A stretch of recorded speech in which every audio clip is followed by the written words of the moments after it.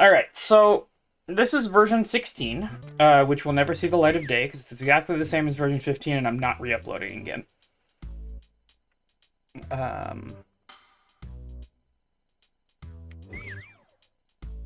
So,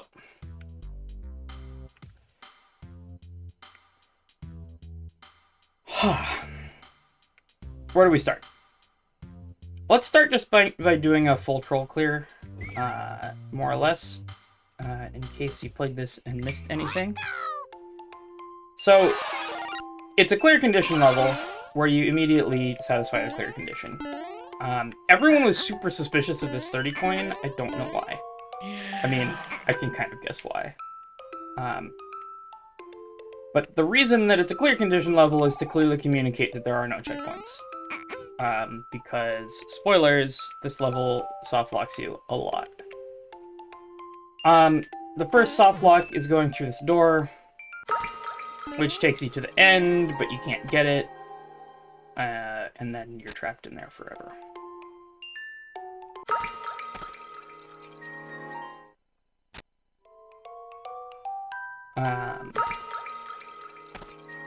Yeah, and this will never end, as long as I have a mushroom. Which is why the mushroom was easy to get. An earlier version of the level, the checkpoint was get the mushroom and go in the door, and the mushroom was a little bit harder to get. But I think this ended up being a lot better. Your second one down here, it just says Lamau Rip, and you can't get out of this bit because it's too deep. Third soft lock is we're here. You have to duck jump to get out of this pit, and by duck jumping you hit that hidden block. And this boo will never hit you in Mario Maker 2. Even in night mode. Alright. Then the idea, and everyone did this out of order and it was fine. You go through there, you see you need a fire flower. And you get a bomb exploding in your face.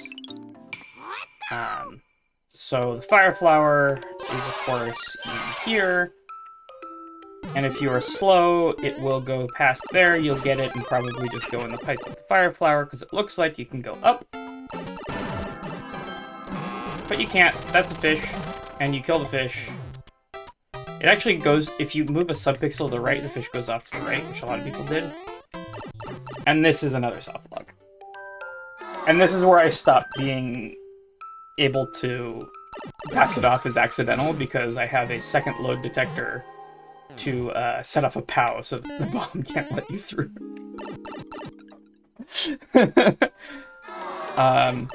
If anyone believed that it was accidental in the first place, for more than a second.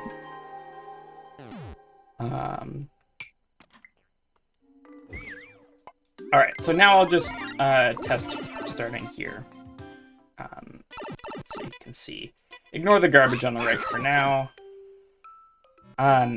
So you need to lose your fire flower and just have a mushroom, which is what that hint says. No fire flower, only mushroom. This little setup was a very late addition. You can't get out of here at all.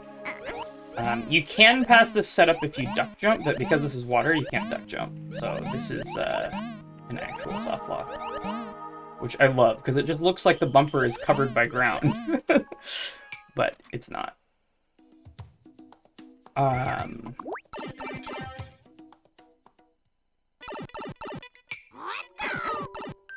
And by this point, players are... What I realize is that I have to actually troll you into these setups. Because at this point, no player is going to believe that the red coins mean anything. So that's that troll. It blocks the door if you're not there. You can't get this spike. You're just sitting here in a pit. And you can't get out. You can't do a short jump or anything. And you can't hit the spike. And that's it. So you start over. Oops. Ignore all the setups for right now. We'll go over all of them. Okay.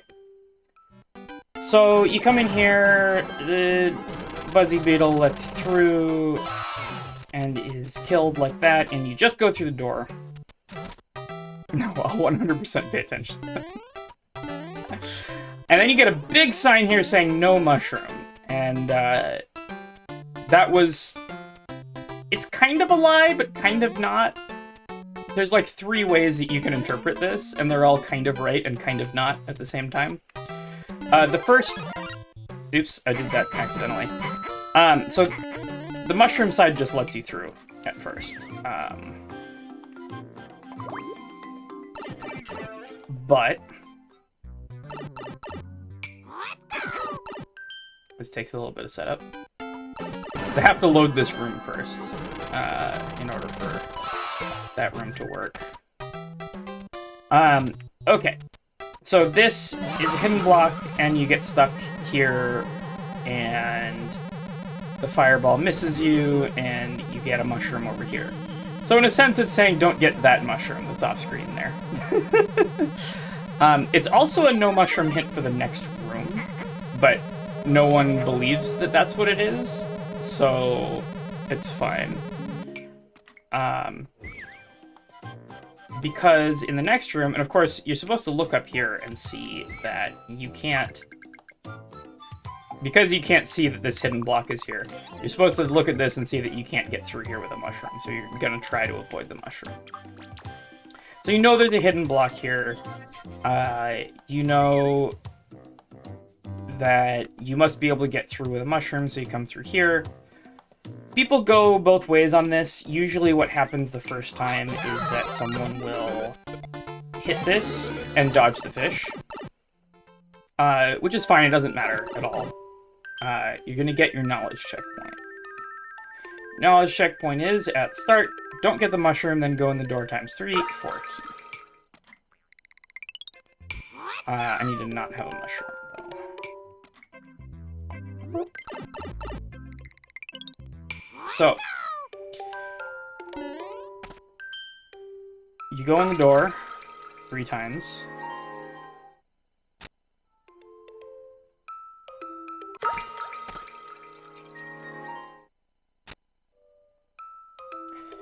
And you get a key. Now, the biggest flaw of this level, I will admit, is how long it takes to do that. I feel like I can get away with it, 1, because the level is short, and 2, my excuse is that I really didn't want Defender to find it.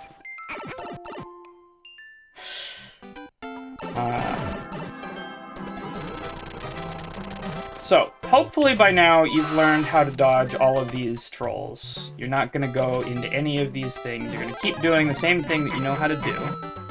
You mean like you didn't know how to beat the level? Exactly. You're going to keep doing the same thing you know how to do.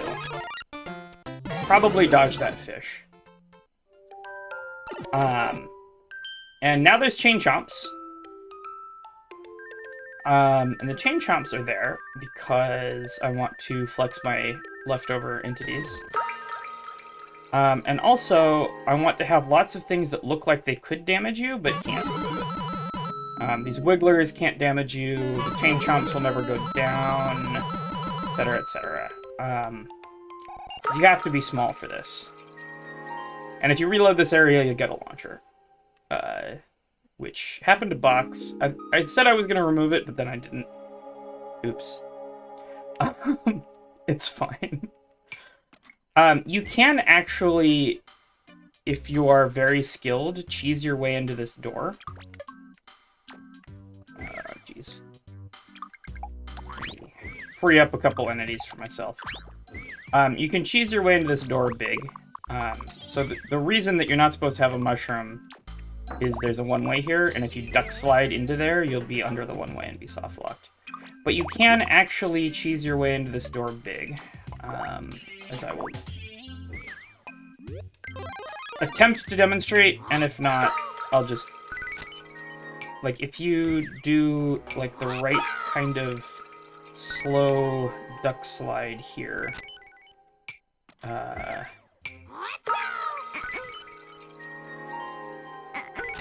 It's very difficult, but you can do it. However, if you do, you get secondary D cheese here. You can't pass this, and there's a big condescending hint on the left. And most players will never see this. But it's the sort of no mushroom, I mean it moment. I want to say that Cheese Pops found this. But yeah, this is my backup D cheese, and I think it's hey Humade64, welcome. This is my backup D cheese, and I find it to be really funny, and that's why we have the P switch going off, and you don't get to actually see the reveal here. I enjoy parts of levels nobody gets to see. Yeah, I mean, occasionally it's seen, but most of the time it is skipped, because actually getting in there with the cheese is hard, and it's funny even if you don't manage to do it. If you do get in this room, if you have lost your mushroom, which you're supposed to lose your mushroom by hitting this fish block over here.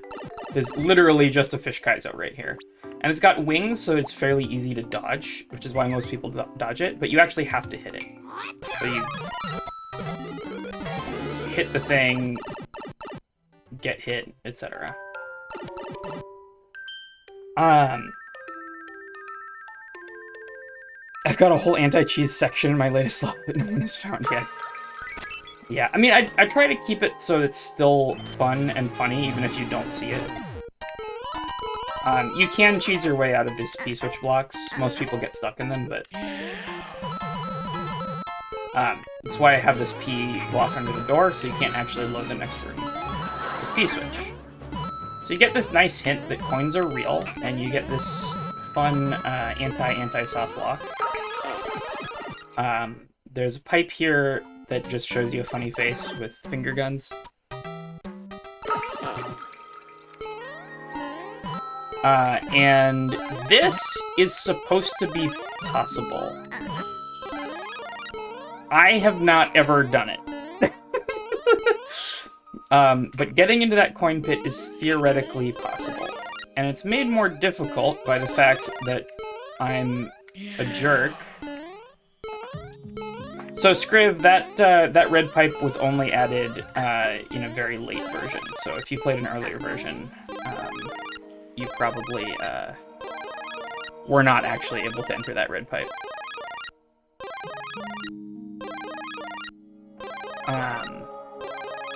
Okay.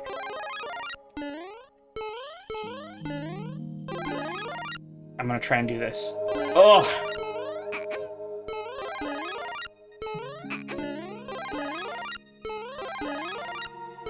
You probably did try, and found that it didn't go anywhere, because it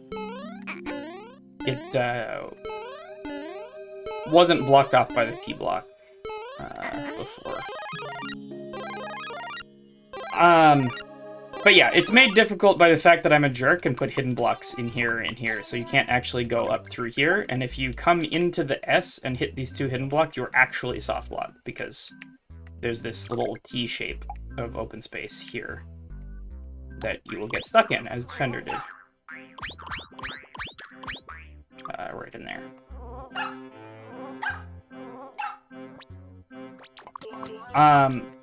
So this is where the level picks up, because as soon as you have done the knowledge checkpoint, I switch the switch state. And if you're expecting a twice-twice, you get your twice-twice here, but your twice-twice is that all the coins are real, and you just breezed past them all without getting them. So this spawns a spring to let you out. This does a whole contraption to, like, make you hit the hidden blocks and then explode them.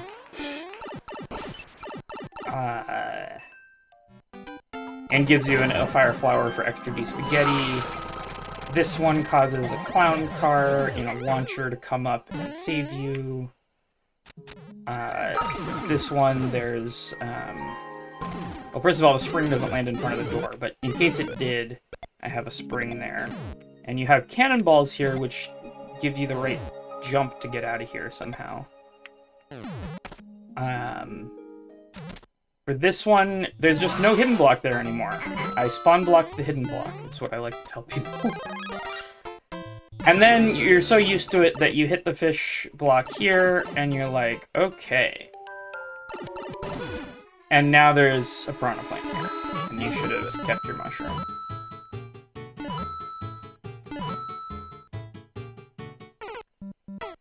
It might be possible to hit this hidden block, which I probably should have made a vine block, but I didn't. And then reload the room, and then the piranha plant will fall on top of it, and you can go.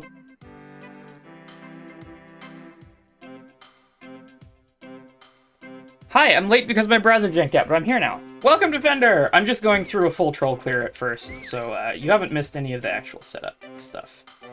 I think the only thing that I showed that you didn't see in the level is that it is possible to cheese your way into this door with the mushroom. And if you do, there's secondary D-cheese on this side that you can't get through this spot. And there's a big condescending hint on the left that says, I actually mean no mushroom. You have cheesed nothing. So, other than that, I've just been going through the full troll clear. So if you remember how the level went, then that should be fine. And it's another soft lock, exactly. So, okay. Then, presuming that you do... Actually, let's put that key back. Presuming that you do keep your mushroom through here, and get hit by the piranha plant, so you're small. And let me give myself 2 keys just to make it as if I had gotten the... This is actually my testing setup. It's an entity-heavy hint. Yeah. Well, that's the thing that I can get away with in a short level like this, right? Is, I've got entities to use for everything, and you'll see there's absolutely entity carnage here. I've just... in trying to get something to go really, really fast or whatever, I've just, like, used, like, 20 entities for a setup. A couple more soft locks for the road. One, you come over here, and you're blocked off by some launchers. This used to be just 1 launcher. I'll explain later why it's 2.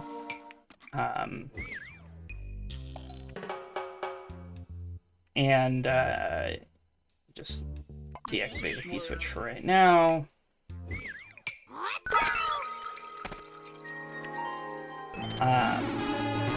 And then there's the secret hidden Bowser. Oops, I also need to move that out of the way.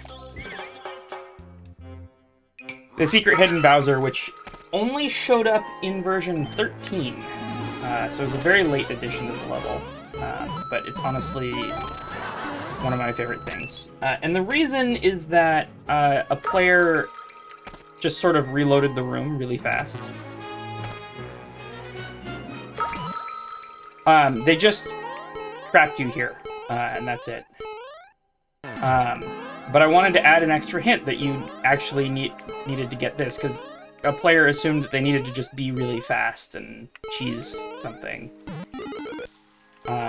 So I needed to have some kind of, like, condescending, you need a spiny shelmet hint. And this is what I came up with. The shells and the Bowser were added. Yeah, exactly.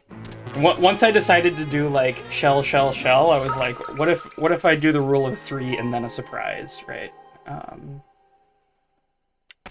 And that was the, Yeah, no, I just had nothing. You were just stuck here. And there's the secret Bowser. The secret Steve-O falling from the sky. I call him Steve-O because Steve-O uses a parachute Bowser as his profile pic.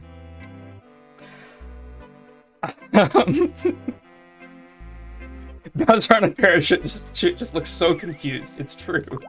Just like, am I supposed to do something? Am I? What's going on here? Am I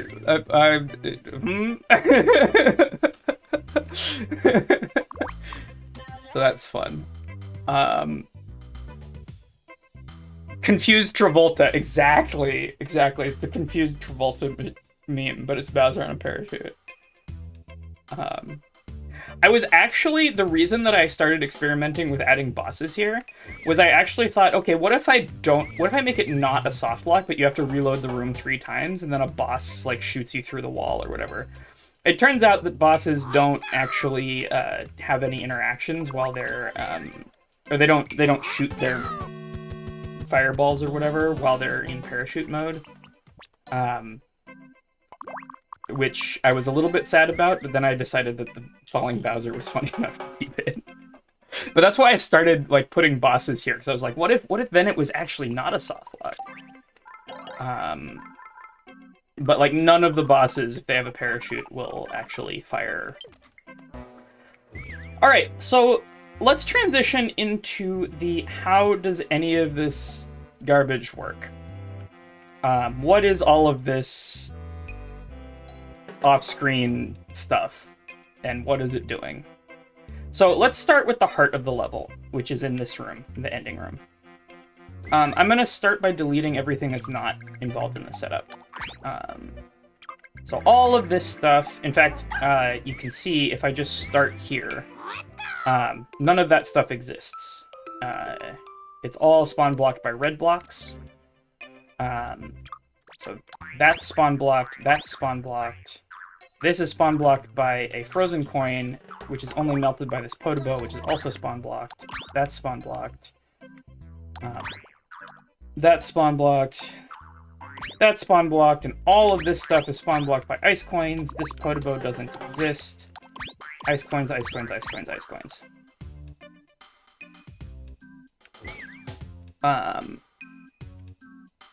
And then this doesn't exist either, but that is actually relevant to this setup, so we'll keep it. So all of this is not part of what we're talking about. To start. How do you do the last room? I'll get to that. We're going to start with this setup, which is the heart of the level. This is the knowledge checkpoint, and also the thing that switches the state. Now, in Mario Maker, you can set up a contraption that counts room loads fairly easily. There's a number of ways to do it. Probably the most straightforward is some kind of bomb muncher falling setup. You know,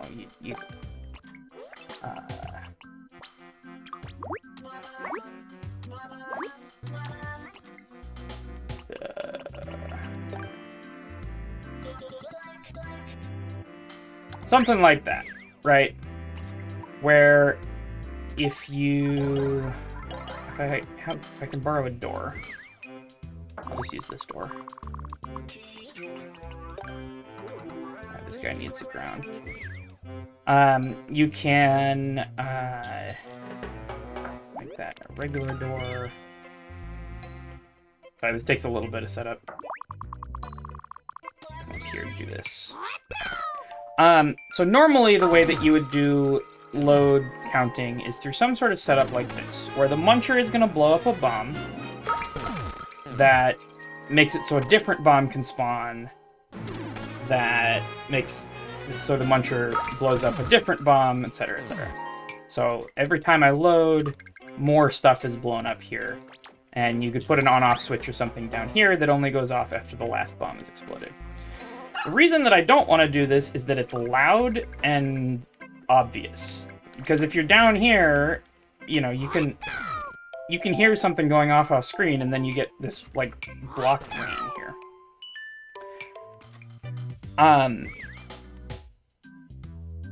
You only need one bomb. I mean, sure. Yeah, there are much more efficient ways to do this. And you could also do it with a spike ball. Just like hitting different blocks, etc. Like really simply, like if you want to go the simplest and most entity effective way to do this, like if you're not concerned about noise at all, ice coins are the best thing to happen for silent contraptions. Like here's a here's a load counter. Here's your frickin' load counter. Are you happy? Right? Like, you'll break a block, and then you'll reload.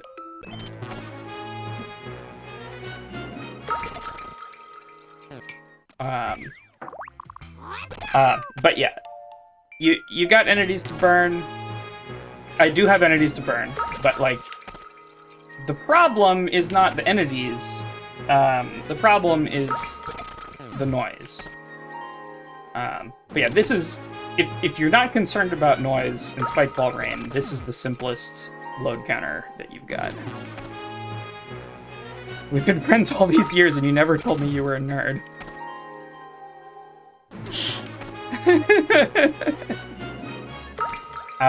And then you gotta switch, right? So, very simple load counter, 2 entities, done. But I don't want to do that because that's loud. So what do I want to actually do? I want to use ice coins because ice coins can be made not solid in a way that doesn't make any sound and is completely undetectable. So normally, if you just want to detect second load, I would use a setup like this, right? So this muncher will only exist on second load. Great. And then if I reload. So, melts the ice coin on frame 1, on second load. I reload and there's a muncher there, right? And I use that in other parts of the level. This works great if it's off screen and you don't need to care about the player seeing it or anything like that. Problem is that these fire bars, you can't spawn block them. And I need... And so it's not particularly easy to kind of chain these together, right? Like, I can't necessarily put another fire bar here that's, like, spawn blocked by the last one. The other annoying thing about ice coins is that, let's go through the ways that we could melt an ice coin, right? Sort of automatically. There's a bunch of different ways the player can melt an ice coin, but we don't have the powers the player does. We can't, you know, use a fire flower or whatever for contraptions. And basically what we've got the fire bar. We have... Is that the fire bar? Yeah, fire bar. We have the burner, which I also don't like because it makes noise. Which kind of defeats the point of it being silent. And then we have the Podoboo. These are the 3 sources of fire that we have. Presume some of the other setups are slow to trigger. I tried many times to break this one by using the door quickly, but didn't manage. I'll show you how it works. It's fairly fast. It might be theoretically possible to do it. I've been able to do it either. You can break them like regular blocks with a bomb or a skewer. Exactly. You can always blow it up, but these are the ways to do it silently. Well, except that one, which isn't silent. So these are the ways to do it silently. Okay. The problem is, these guys pose, like, I would really have loved to do something like, take a winged Podoboo, put it over a block, you know, and then you maybe even put a parachute on it or something to make it really solid. And then, you know, do a chain of these as they spawn. The problem is you cannot spawn block a Podoboo with an ice coin. It just spawns in. It doesn't matter if it has a parachute, doesn't matter if it's winged. It doesn't matter if it's big. You cannot spawn block a Podoboo with an ice coin.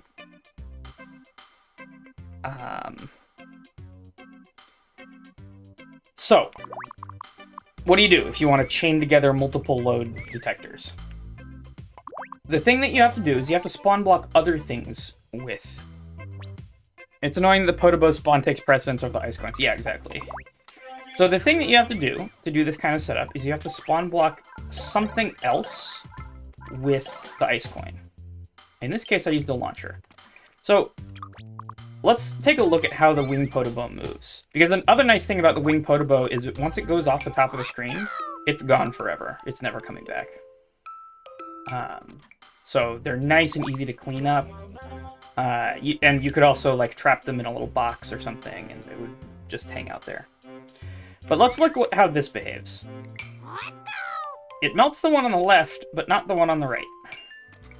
This is very convenient. Because what it means is, if there was a solid here, like a launcher, for example, the one on the right would get melted pretty instantaneously. Like, there's probably like a frame in there where it's not melted, but it's pretty instant. So what we can do is we can spawn block this launcher here. And on first load, that'll happen. On second load, it'll melt the other one. And then on third load, we can load in whatever was on that spot there. So that's exactly what this does. So we have ice coins on either side of here.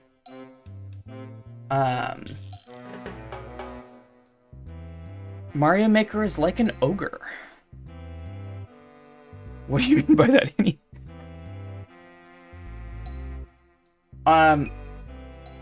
It has I see, yes, like ogres and onions. So, on first load, it's gonna melt here. In fact, you can just demo that. On first load, it only melts the left ice coin. There you go. And on second load, this will be melted like that. And it will melt the other ice coin. Neat. So once both of those are melted, there is a progressive power-up here. So this progressive power-up is if you load in as small toad, it will be a mushroom, and if you load in as big toad, it will be a frog suit. The frog suit is very convenient for night mode. Because normally the way that you would do progressive power-up setups is by using the difference between a mushroom and a fire flower. I'm actually at we're gonna delete some of Defender's shirt over here. So I have some power-ups to work with because I'm at power-up limit. So normally in a normal day mode or other kind of level. Not my shirt!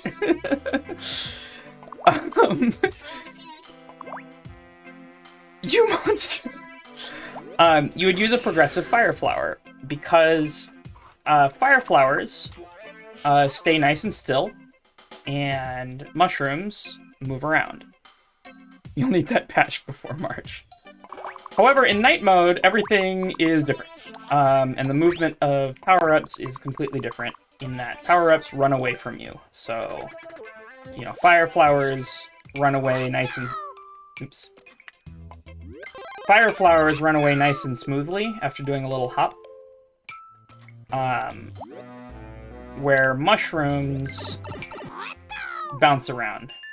So if I want something to happen only when you're small, I need something that a mushroom is going to activate that mushrooms are boinky, exactly. I need something that a mushroom can activate that one of these other power-ups is not going to activate. You could also I could also have used one of these in retrospect, because these will be boinky boinky and fly upwards without activating anything if I'm big. But what I did instead was I used a frog suit, because frog suits in night mode have this very special property that I thought everyone knew, but they just kind of, if you sandwich them between blocks, they just kind of sit there.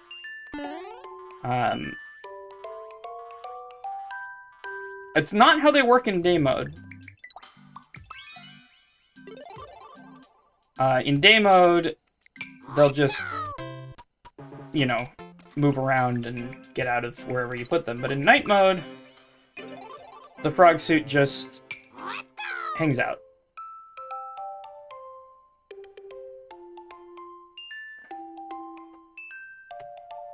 I knew they bounce back and forth normally, but I didn't know they get completely stuck in a one-block gap like that. Grounded frog, exactly. This is sort of a pseudo-grounded frog. But yeah, that's how this works. So if you're big, it'll still go through the load counting and melting ice coins, but then nothing will happen because that frog suit just hangs out there. And then if you're small, note block will get booped. And for experienced troll creators, you probably recognize this setup. This is a very, very common, one of the handful of convenient setups to detect a note block being hit when it's far enough off screen to not spawn. But for those who haven't seen it before, the note block can boop something to the side. In this case, it boosts the muncher over here into the bomb and it explodes, hitting the switch. The bomb has a key, so when it dies and hits the switch, you get a key. And that is what the player will hopefully think that they came into this room to do. Questions about this setup before I move on?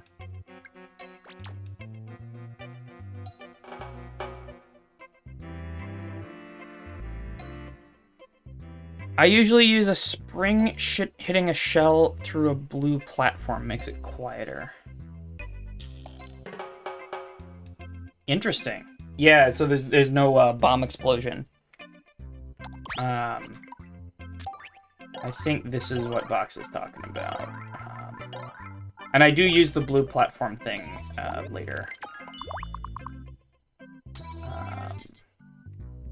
But there's more than one way to do this, and it depends on a lot of things like how desperate are you for entities,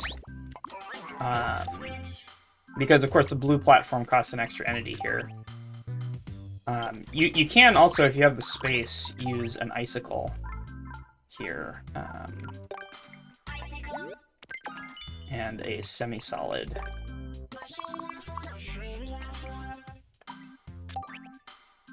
And like, say a dry bones shell here, so it cleans itself up nicely. That makes it the same cost, yeah, exactly. So that will also detect the note block being hit. So yeah, different reasons to do different things. I like the way that I do it here because I want it to be big and loud when it happens. Because this is something I want the player to notice. So like having the giant muncher flying across the screen and et cetera, makes it a little bit more like something happened. But, you know, depending on your application, it, yeah. And a lot of the setups you'll see later, I need to actually blow up a scroll stop, so I have to kind of use a bomb. But that is a good point. You can do a lot of other cool things. Okay, so I'm gonna reload the level from. Get rid of all of my temporary changes. And we'll start going through the rest of the level. So, here right at the beginning, there's a launcher covering the door, but once again, we're doing a second load detection. So this Podoboo is going to melt that ice coin and then go off into space. And when you come back through the door, there is a launcher in your way. That being said, once the state switches to blue, the launcher will be gone again. So it's very, very simple 3-block setup. Easy. One of the reasons I wanted to go through this level is because it has a lot of these, like, really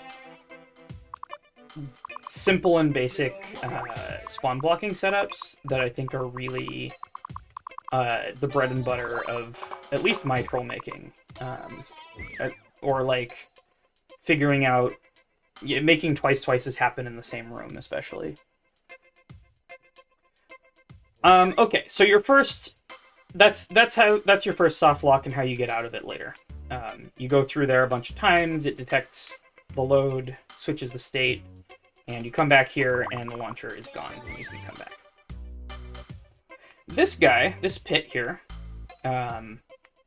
is the only time that you can see red or blue blocks in any of these setups.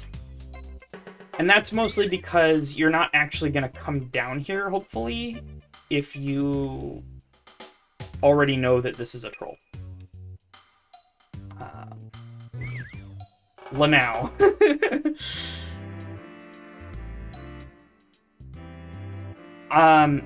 So, how do I get you out of here? So, the way that I get you out of here is with a fairly standard setup to make an object spawn from a note block upwards. And this is the only real kind of glitch that I've used in the game. So for whatever reason, when you spawn something for a note block, landing on it, it usually spawns down. But if you have a semi-solid covered note block, and if you've worked with the note blocks a lot before, you know that the ones covered with a semi-solid behave fairly differently than ones not. But if you have a semi-solid covered note block below it, it will spawn its contents upwards. Because presumably this semi-solid covered note block hits it upwards while this is down, and it manages to clip through. It's a very tricky aspect of a twice-twice, hiding all the red-blue blocks. Yeah, exactly. And I'll show kind of how I manage that. Because program. So this is the only thing that I think is kind of a glitch here. And the rest of this is for decoration. And then I hide the semi-solid there. So when you're in red state, nothing spawns because it's blocked off. And you don't notice the... There is kind of a little moment where you can see that something is failing to spawn. Those little white marks, but you don't notice it because of the sound effect.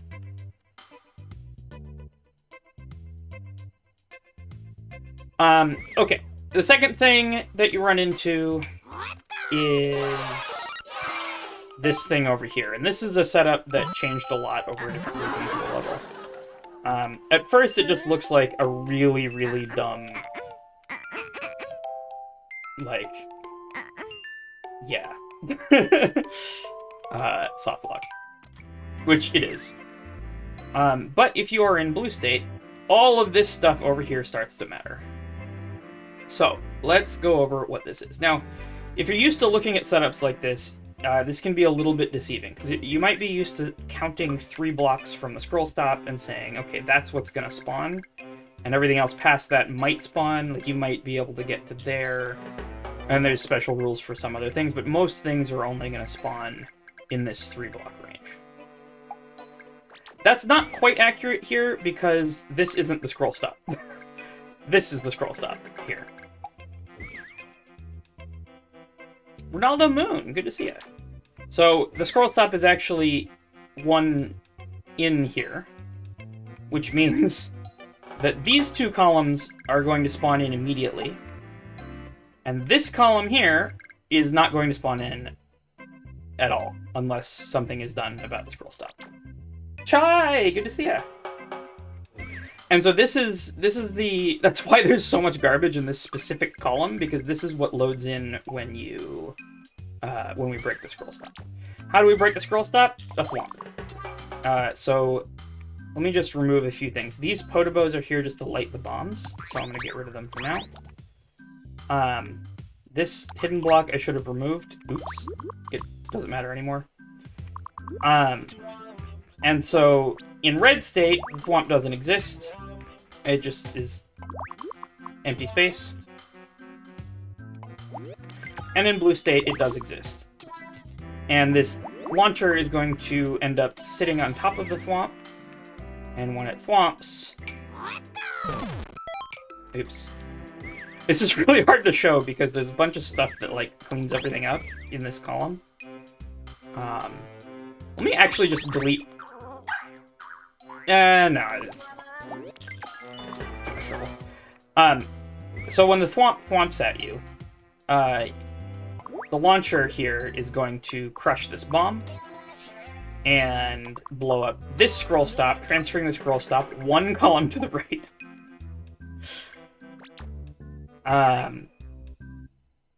And that's how everything kind of gets loaded in to do all of the shenanigans that I have to do afterwards. Company just got here, so I won't be here much longer. Alright. Thanks for hanging out. And welcome in Chai Tea and Ronaldo. Good to see you.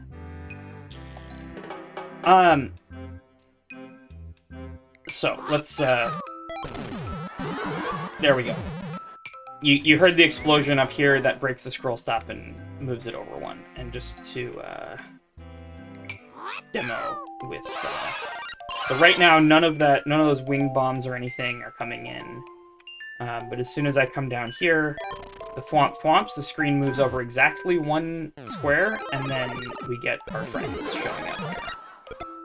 And I'm soft locked because I didn't light the bombs in the right timing. But that's fine. It presents a little bit of problem for balancing this seesaw, because I can't just put a fire flower here, because it won't spawn. So that's why I have this little thing that puts the fire flowers up in there, so that the seesaw is balanced. This spring used to have a function. This is how I used to make sure that you hit the hidden blocks so that you would not be soft locked. But it turns out, like I would just destroy the fire flowers and then you'd hit the spring. But it turns out that you can cheese this spring. Like, that just gives you the spring if you're holding jump. Okay, so, now that we understand that this is breaking the scroll stop and then spawning in this column, if everybody's got that, let's talk about what happens when you spawn in this column. So, we get this block here, whose sole purpose is to blow up this bomb and kill the Thwomp. So there's no more, like, thwompy noise happening as you are in this contraption. The second thing it spawns is these two bombs.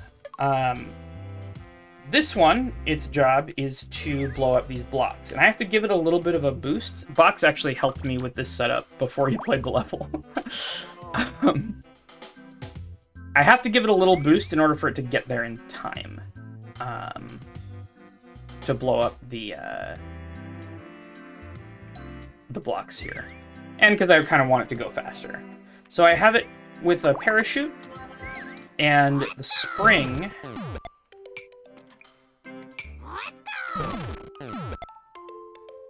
It's that launcher jank! Oh my god, I did it by accident. Whoop!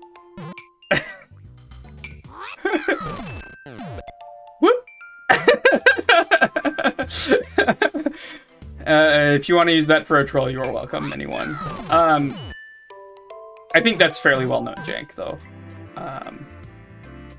It's got troll potential. Yeah, absolutely.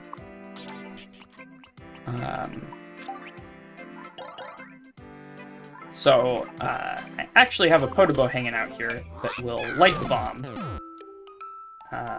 with the right timing so that it blows up in the right place to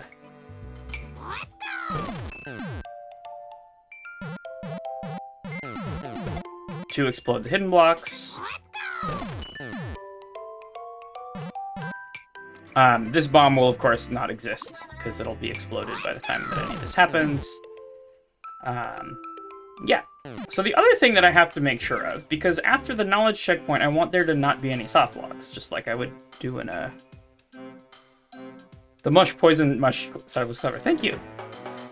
Is that I have to force you to hit this block here, because before the bomb explodes, because I need it to be gone so that you can get out. This one doesn't really matter so much because it doesn't actually soft block you in there. This is the one that I really need to make blow up, which means I need to force you to hit it. Because otherwise I could just sit here, take the hit from the bomb, and then I would be soft blocked because these hidden blocks would still be there. So what I do, this is a little bit confusingly laid out. You first get this one, because the bottom two have wings, so they go faster. You first get the mushroom, excuse me. You first get the mushroom, then you get a poison mushroom. And what that means is whether you're big or small, you will now be small. And then after the whole ordeal, I give you a fire flower for your troubles. And just makes the rest of the setup easier. This bomb, this wing bomb right here, its purpose in life is to make you jump. And I have it also lit by a Podoboo here. So it's gonna fly over here and then hit your feet here and jump. This used to be a note block. I used to have a wing note block here that made you jump, and it was a little bit more obvious what was happening. Problem was, if you were ducking, you would die. You would get crushed by the note block, and it just, a lot of people died there, and it wasn't funny. So I changed it to a bomb, which works a lot better. Yeah. And there wasn't a place I could put the note block. Oops. I got rid of the fire flowers.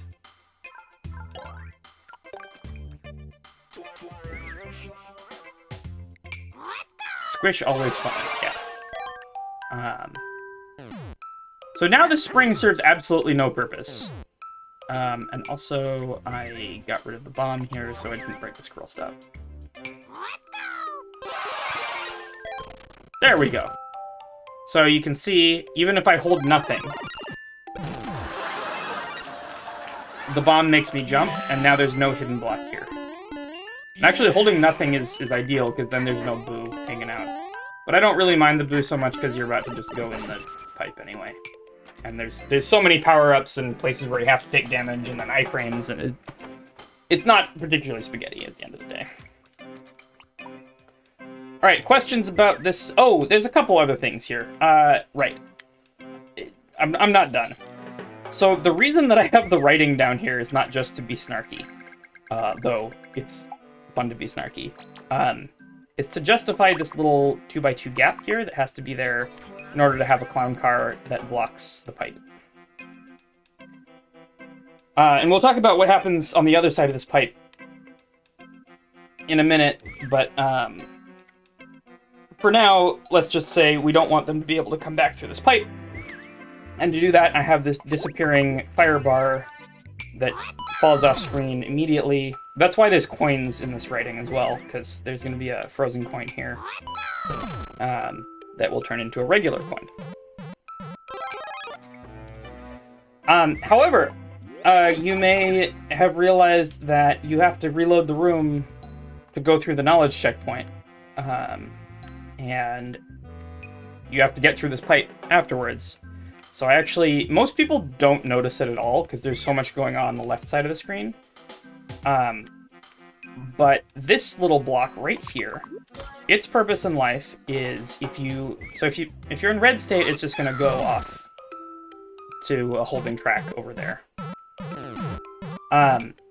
If, however, you are in blue state, it will...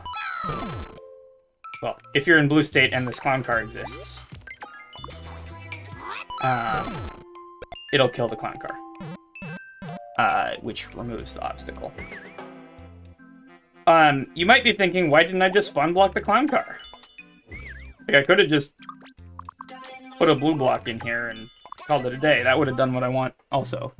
Similarly to what I did up here, right? I put a blue block behind it so it doesn't exist in the first place. The problem is, A, I don't want you to be able to come back through this pipe in blue state either. And B, it would be very visible and sus, and I didn't want that. So instead, I have an off-screen block that will kill it.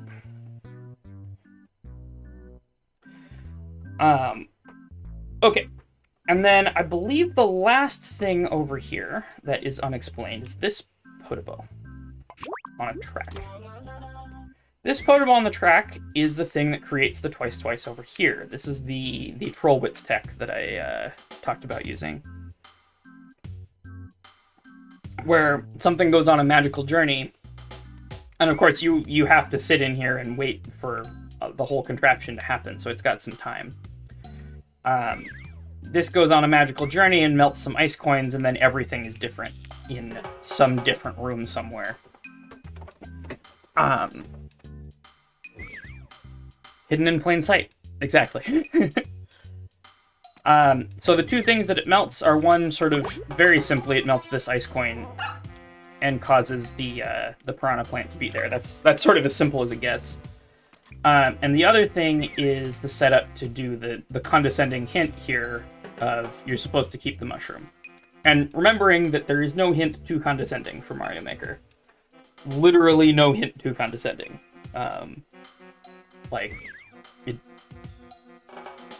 The worst case is a player goes, I know, oh my god, you don't have to tell me. And that's funny. And the best case is someone who wouldn't have gotten it, gets it. Or who's like, I think I'm supposed to do this, will now be in the position of saying,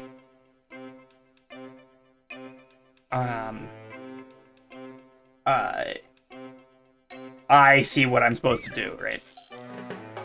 Is there a reason you chose Night Theme for a contraption? For a contraption of the level, or just your choice? The reason I chose Night Ground is a good question. Is because I wanted to have this art. And in order to draw Defender, I need purple. You can't draw this emoji without purple, and the only purple thing that I can get in the game is the poison mushroom. And the only place I can get poison mushrooms is in Night Ground. So everything kind of came from there. I started with the art, and then I was like, okay, now that I have purple, let's figure everything else out. And I kind of half-heartedly use the fact that it's Night Ground in a couple places. I also get the purple mini pipes. Oh, you're right, in Desert Theme, I think. If we use Desert... Yeah, this purple here. Problem with this purple is that you can't actually fill a space with it because it turns into the yellow sand stuff.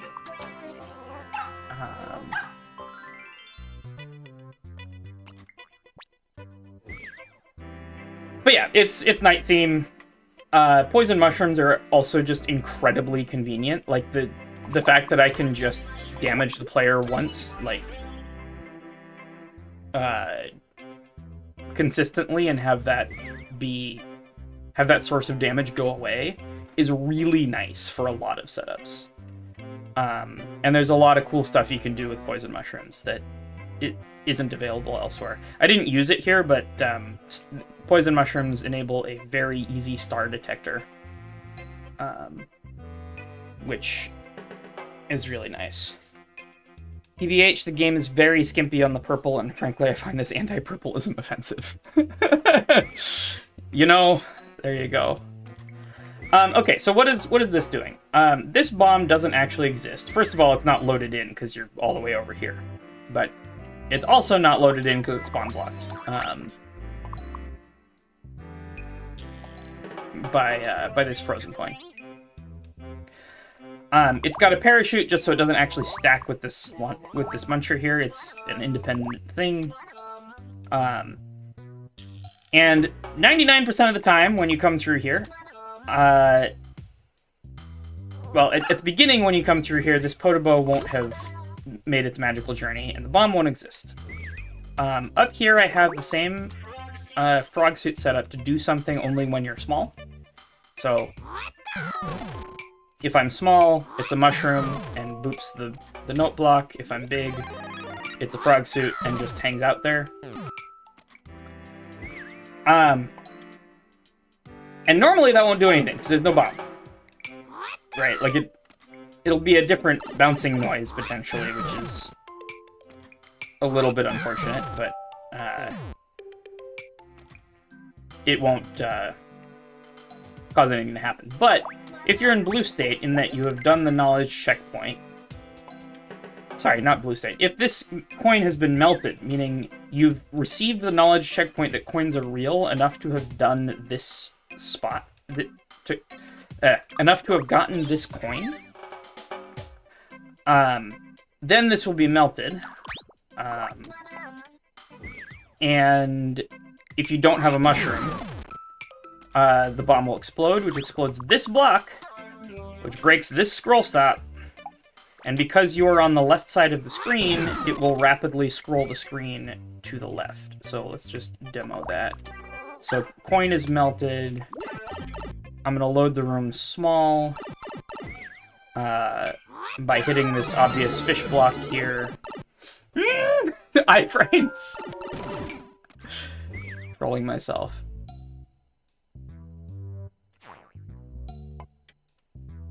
Oh, also this blue platform needs to be there. Right, so normally the Muncher just sits on the blue platform, but if it gets booped by the note block... Yeah, that's why I forgot the blue platform. It's an important part of the setup.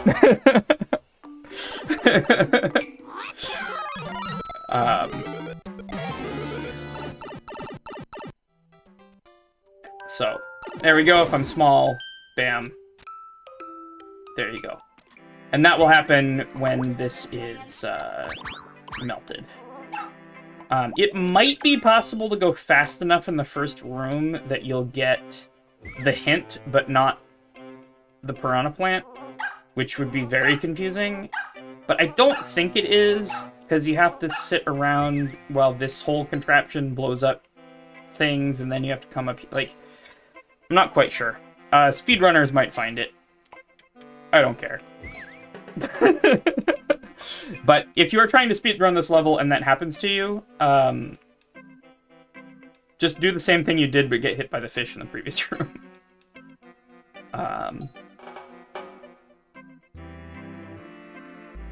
So, that is this setup. Any questions here?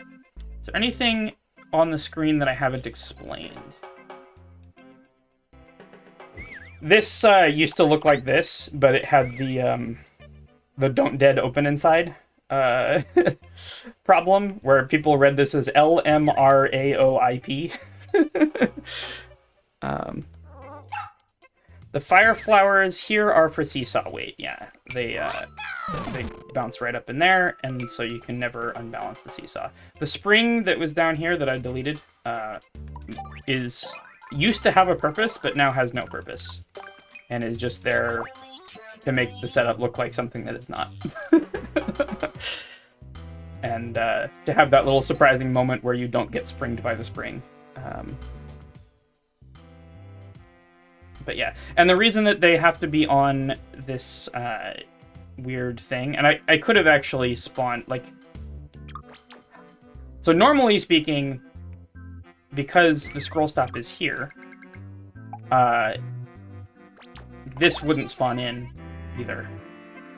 But it turns out that because of assisted loading, this wing platform has a much bigger load range than the fire flowers. Because the fire flowers are sitting on it, they get an assisted load, so they would actually load more. I used to have more fire flowers out here, but then I hit the power-up limit, so I use less fire flowers now because I used too many power-ups in the cover art.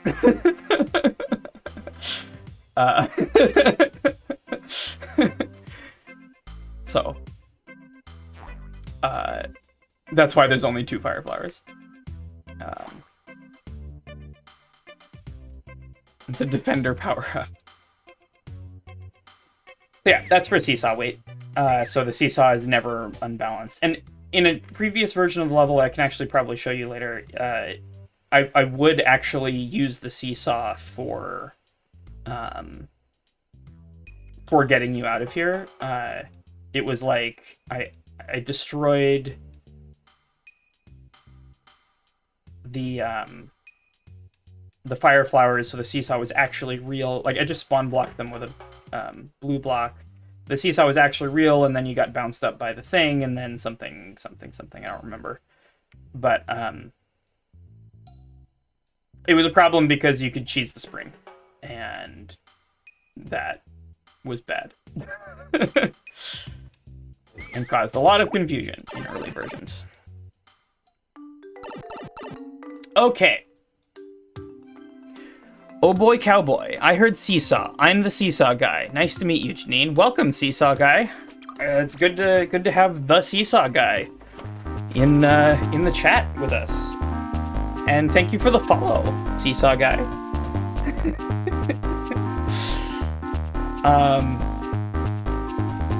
Cool. The Seesaw guy? Thank you for all of the jank and contraptions you brought to this game. Seesaw guy. So, the most obvious thing about this room is that there's a bomb that explodes on frame 1. You can't avoid it. If you come in here small, you are dead. The other thing this bomb does is it's going to blow up these 2 blocks, which causes the glory sound effect to go off and light up this fire flower. It's a very important thing to happen, because one thing about players of troll levels that you can set your watch by is no one ever looks at your hints. Unless you really make them. So that was that. So you will see the hint that you need a fire flower. You will not see this mushroom at all, because it won't spawn from the pipe in time for you to be dead over here. Glory sound effects is great, and I love having it. It looks kind of like you can go up and then into this pipe, and that's where you're supposed to go, so... this didn't really get communicated, maybe subconsciously it did. But it looks like you kind of need the fire flower because you're taking a hit, and then there's a block here you have to destroy. This block contains a fish, but no one's ever going to hit it because you can't get through this hidden block here. But even if you did, you couldn't actually get up in here. So, if you come in with a mushroom, or with the fire flower, let me just reload the level real quick. Okay, so if you come in here with a fire flower, you can't pass this. A thing that I think not a lot of people saw is this setup here. So you recall that I don't want there to be any soft locks after the knowledge checkpoint. But you're still free to go back in this pipe. Like, nothing is stopping you from going back in this pipe, big or small. So that's blocked off. And now, in blue state, this is blocked off too, and you die. So, Toad has read the troll guide and fixed the soft lock, is the idea here. And that's just really, really simple. It's a clown car with a launcher in it that can pass through ground. And then this is a second load detector plus a blue state spawn block. So this only exists in blue state on second load. And it will successfully block the pipe, and you will die for being double blocked to the pipe. So that's why this is here. So I'm going to delete that for now. So that's all it is for. This muncher, its sole purpose in life is to play the peaceful sound effect that always plays when you get into a soft lock.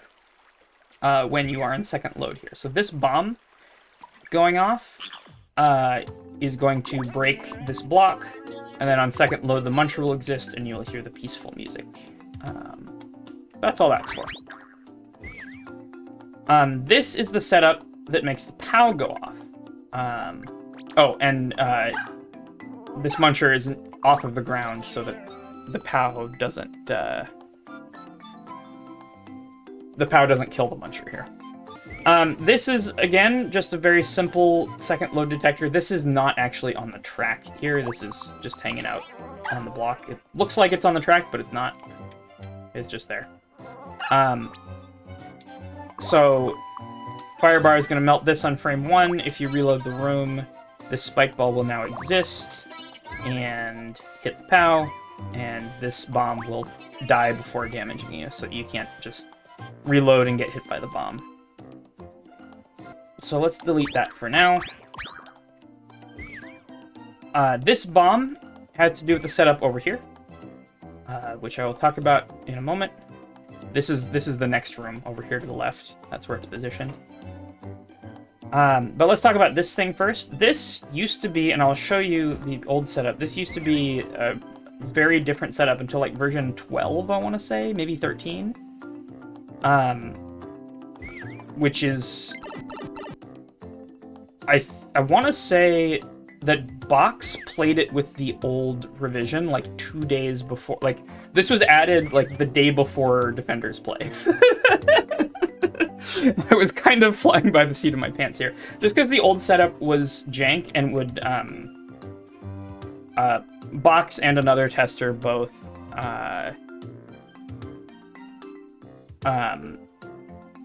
performed some jank that I'll show off later that ruined this next troll. But because the, how do I put it? When the launcher gets launched up here and shoots the spring in front of the door, that spacing depends on the camera position because the launcher is timed from when it comes onto camera. And if you drop into here and are able to get out, the launcher will fire, you know, quote-unquote earlier in its trajectory up here, and the spring won't land in front of the door, and then this whole thing is ruined. This kind of got ruined during Defenders play because of loading jank of this setup over here, but I'll go over that later. So basically, I replaced this whole thing with what I think is actually a much better setup, where you actually can't get out of here because of the... and it reuses the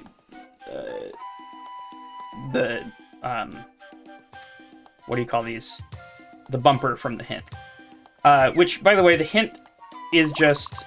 There's a track behind the bumper, so the platform does that, and the mushroom falls into it.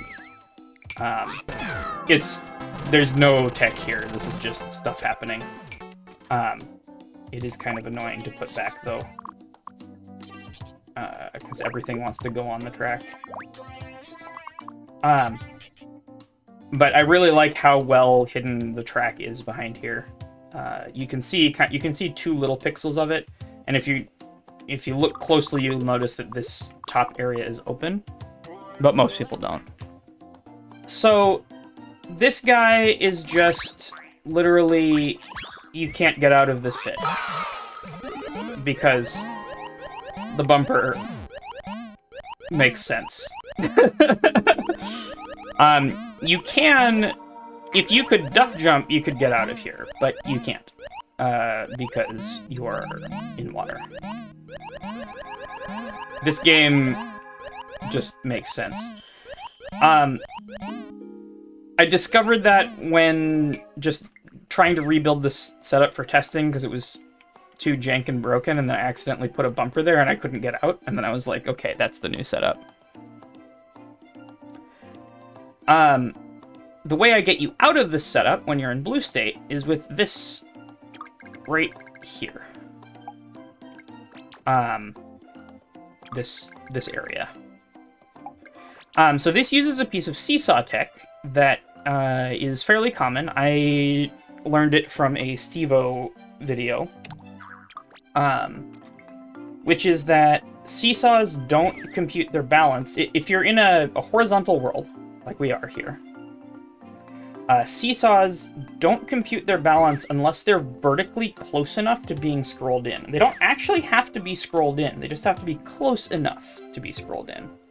I heard seesaw, so I'm in. Yeah. And what you could use this for is you can detect vertical camera scroll. So when you first load in, this seesaw is too far off of the camera to compute its balance. So this, these will be open like that when you're in blue state.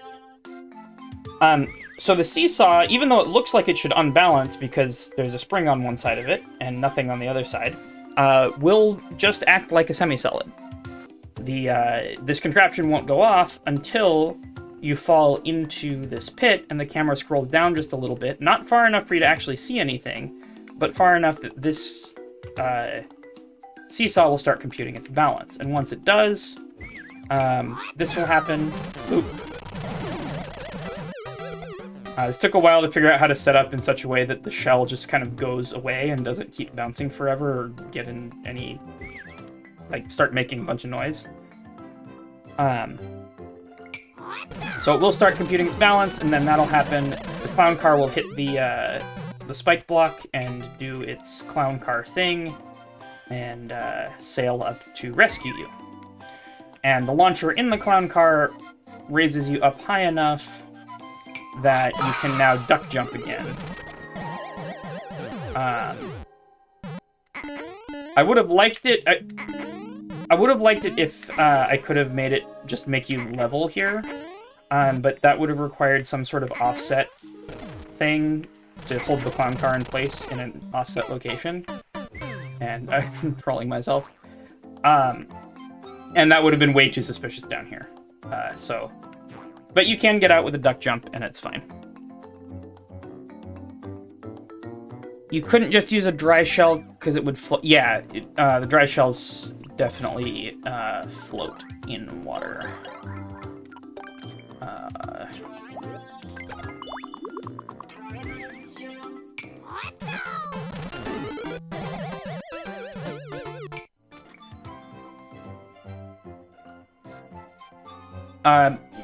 Maybe not off screen. I didn't quite test it as much as I probably should have.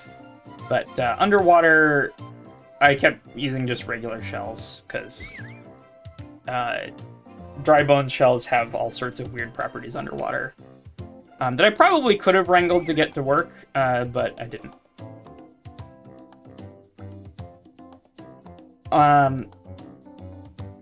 So anyway, that's how that works. But I did manage to make a setup where the shell just flies off screen and is never heard from again. Questions about that setup?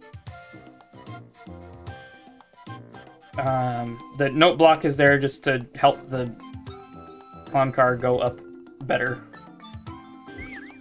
Cool. Let's talk about the Buzzy Beetle. Buzzy Beetle is there to open up this path, for which I am blowing up the block underneath it. That's what these guys are for. So they turn the Buzzy Beetle upside down.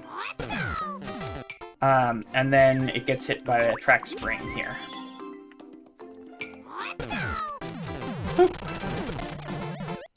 And it doesn't work because I'm too far to the right and other stuff is happening. But if you're over here, that'll just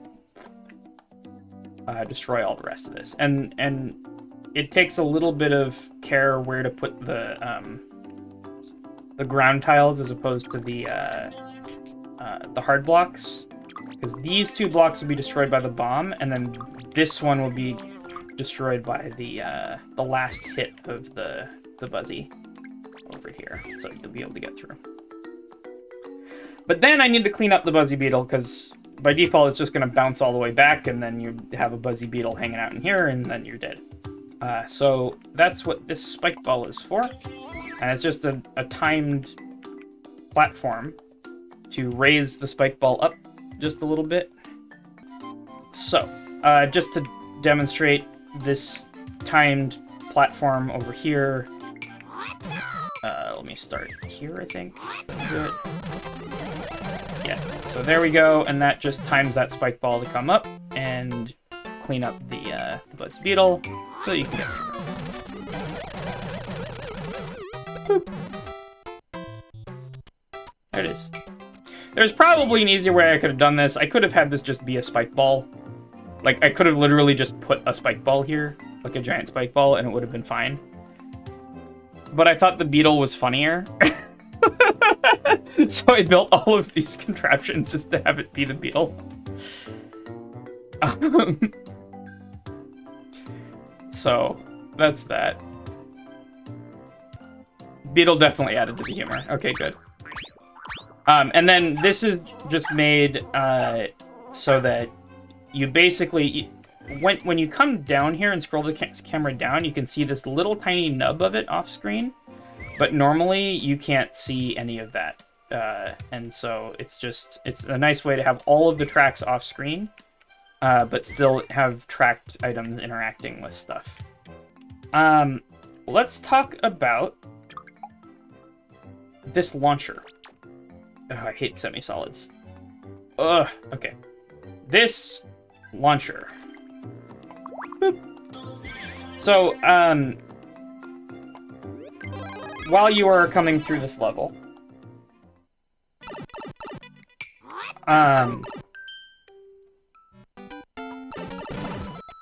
and you get stuck because you deleted the setup that lets you through, like you do.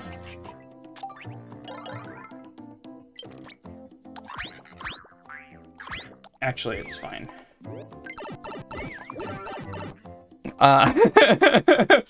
When you're playing this level, and you come past a certain point here,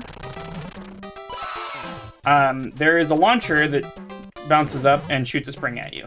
And either shoots you into the hole, or just blocks the door, so you have to go in the hole. Now, Defender dodged this because jank happened and he cheesed the coin here. But this is what's supposed to happen. So you can't get out of here because of water jank, and you also can't hit the spike, also because of water jank. I love this water jank. I used it in a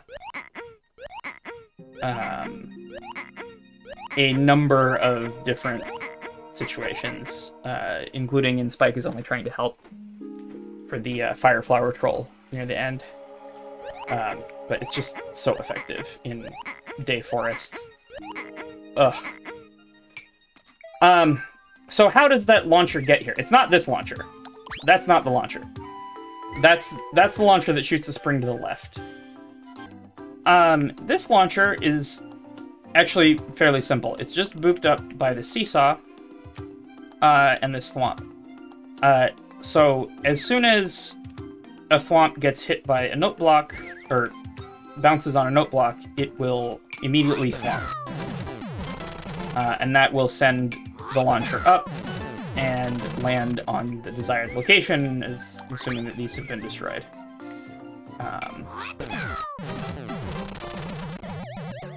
So that is not going to happen, though, until this note block exists. This note block will fly to the left and activate the thwomp. Does the launcher fly higher in the water than it would without it? I think so. In fact, we can test. But let's go to ground. There's no water. I think it might just fly really high. No, it flies just a little bit higher than it would otherwise.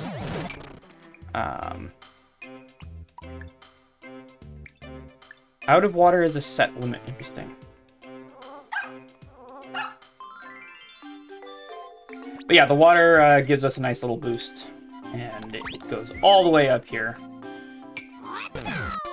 And the reason it has to be so far down is so that it doesn't interfere with this setup over here, which is for a kind of obscure thing that can happen, but would cause a soft lock. So I wanted to keep it. Okay, so that's this thwomp and the launcher. So I'm going to delete those for now.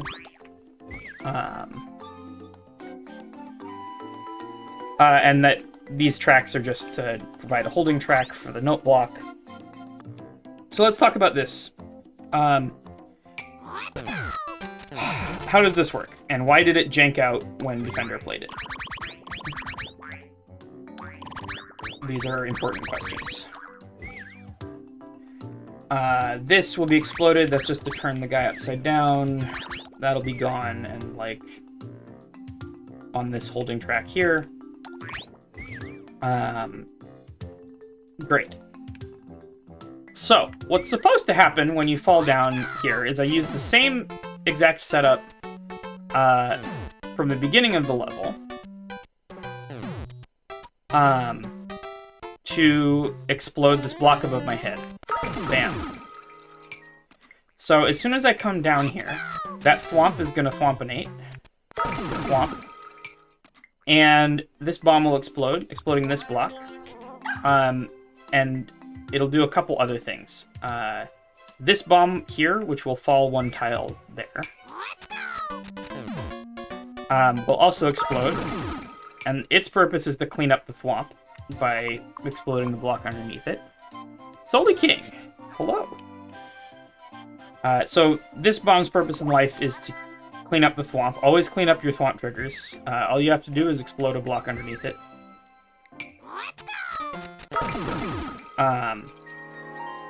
This bomb will become lit by the process because the block underneath it was exploded, but not close enough to kill the bomb.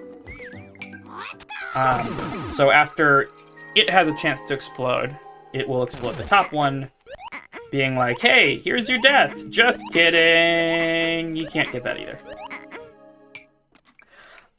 This is like this because I couldn't figure out a way to reliably blow up both of these blocks at the same time.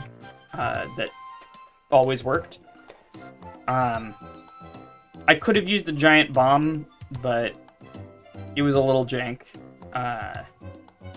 And honestly, I tried this, and I liked the comedic timing that came from these kind of exploding a little bit apart from each other, so you have a chance to try and get out, and then you get death reveal, and then it's not actually death.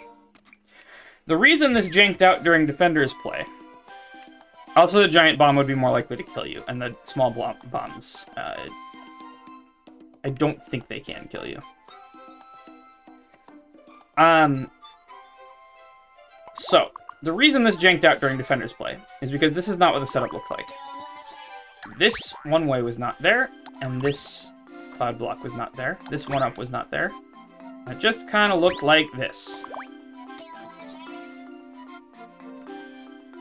And Defender has probably already figured out what the problem is, because this exact same jank happened in Trollwitz.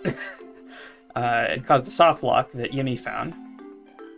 Which is that if you stand exactly the right spot here for long enough, this column will load in, and this one will not load in. And what that will mean is that the game will look like this. And the bomb will walk off into the water. And then be loaded weirdly inside of the launcher later. Yeah. So that's why the setup janked out, and Defender literally didn't believe me when I said that the setup janked out, because I was trying to play it like all the soft blocks were accidental. So I added in some stuff, so now I have a silenced one-way here, so the bomb can't walk off.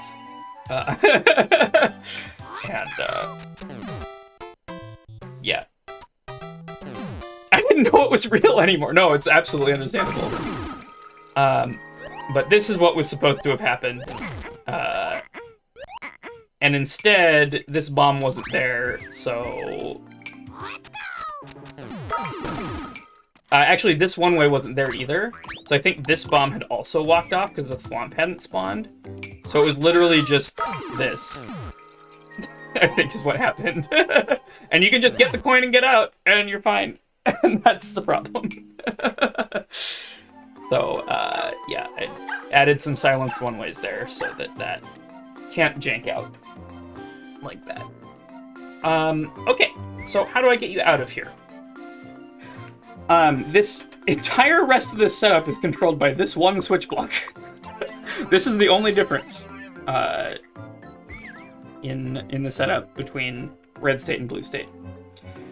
And that controls what happens to this one up here. So, if I come through here, that one-up mushroom falls and lands on our little switch block there.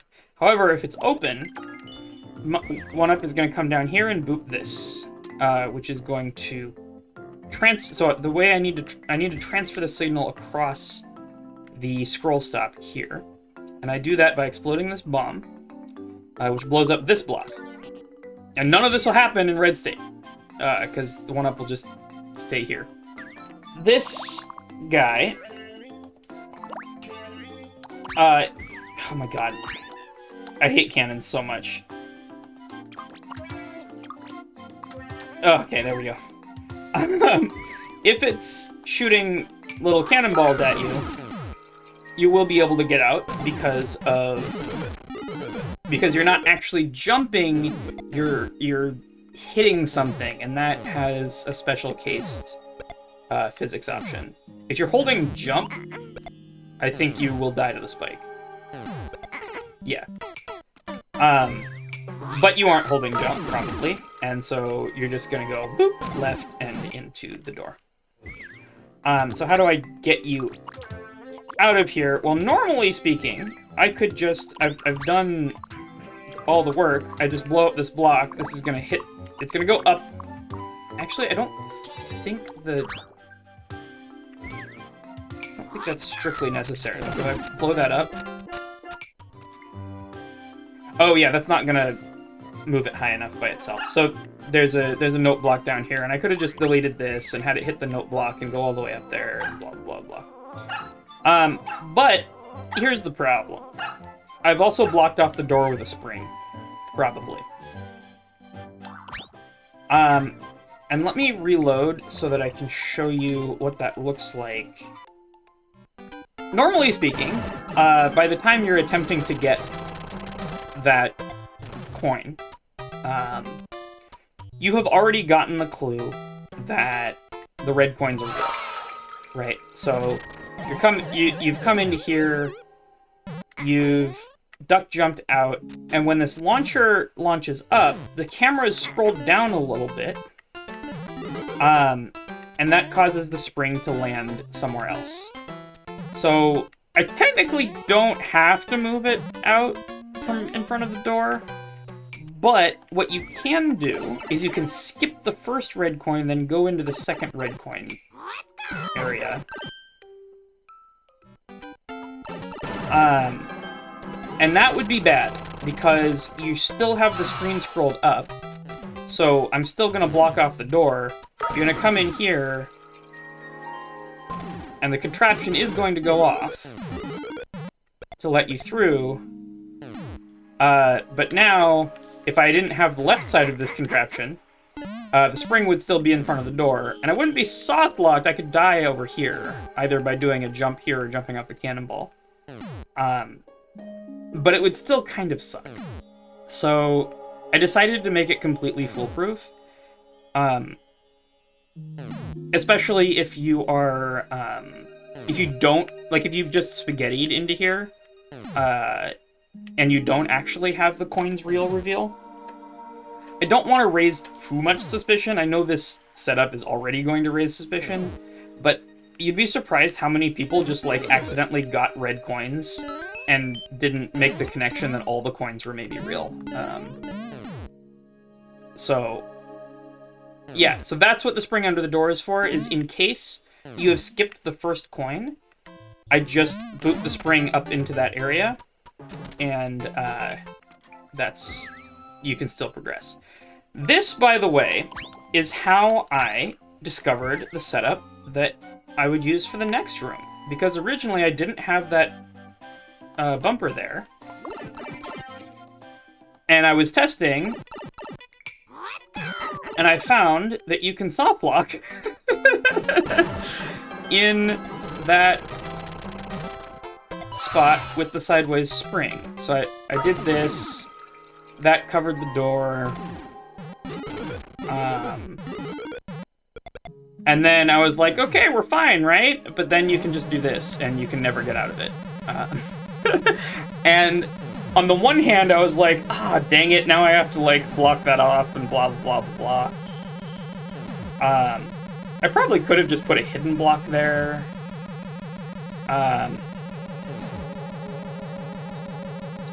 But I just put a bumper there. It wasn't a huge deal.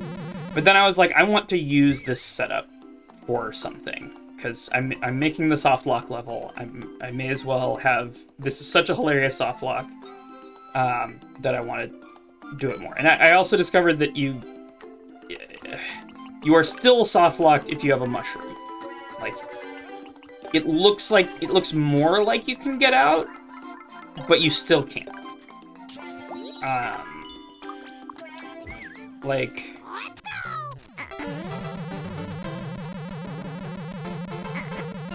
I find this hilarious, and I was like, I need to use that for a troll setup. So what I did, and I didn't want to have any more, like, spaghetti you accidentally fall into things, because at this point, I really don't want people to catch on that the coins are real. So, I messed around with a bunch of stuff on stream. I think Foggles was there, and I was just kind of shooting the shit and making stuff. And this is more or less what we ended up with. The original version used a hidden block detector, which I eliminated because it got deleted for glitches. And I think the resulting setup is much better anyway. So what this is it is a disappearing hidden block setup. So when you come through here in red state, there will be a hidden block here. And you will get soft locked up in here with the spring having bounced up in there. The springs are down here and get bounced up for two reasons. One is that you can't overlay a spring with a red coin.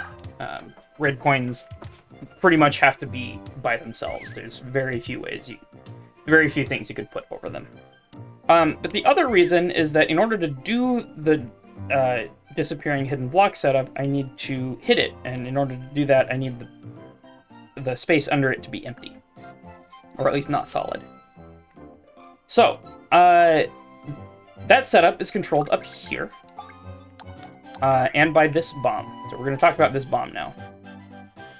So let's actually just watch where the bomb goes. This is the room you load in first, and you will load this bomb, and it's going to go on its magical journey and blow up right there.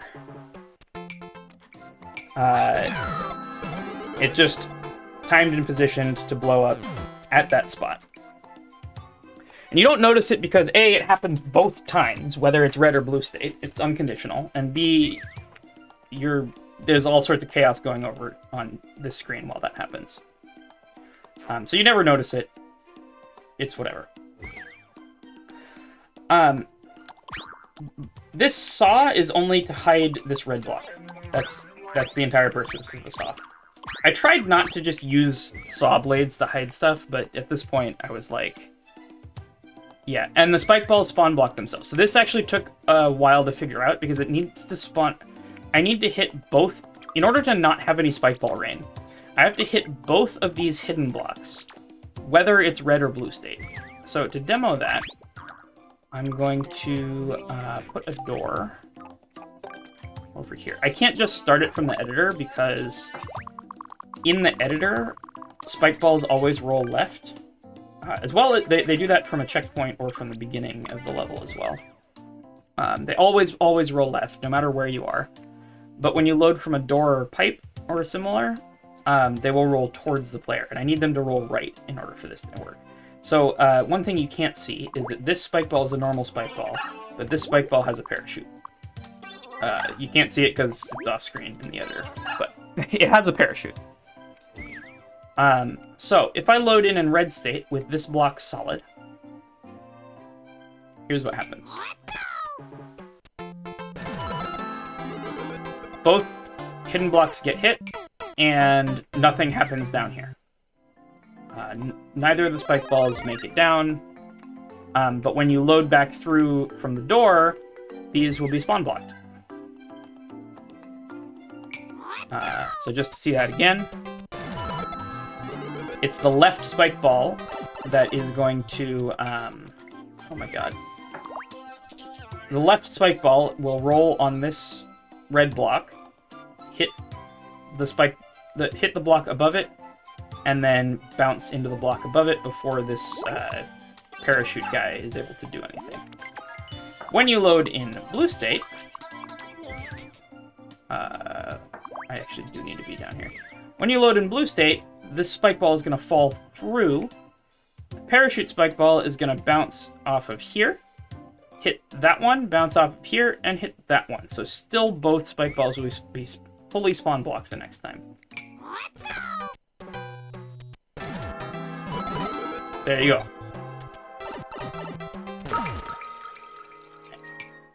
And the difference is that this spike ball is now going to be able to fall all the way through here, land on the donut block, and hit the hidden block here, so that when this bomb explodes, it will actually remove the hidden block.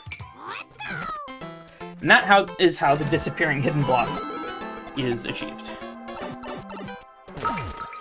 It all happens before you ever load this room, while you are over here on the other side. This was fairly tricky to set up because everything has to happen within 3 blocks from the scroll stop. So everything has to happen in this area because that's all that loads when you're on the other side of the scroll stop. This is why this setup is on the right-hand side. The other thing that I need to make sure of is that this spring is not in the way here, because that would prevent me from hitting the block. So I'm using a very similar trick, using a self-spawn blocking spike ball here to melt this ice coin here, so that this spring doesn't exist at the first time. So this contains a Podoboo, which only spawns once, and it spawns while you are over there on the right-hand side looking at other chaos going on. And that's going to melt that ice coin, so the second time you load in, there will be a spring. And that is how the disappearing hidden block is achieved. Now, I want to give you a cheeky mushroom while you're stuck in here. And the first time I did that, I just used a hidden block detector over here to release a mushroom. But I wanted to do it without a hidden block detector. And I found something weird, which is that if the spike ball is the thing that hits...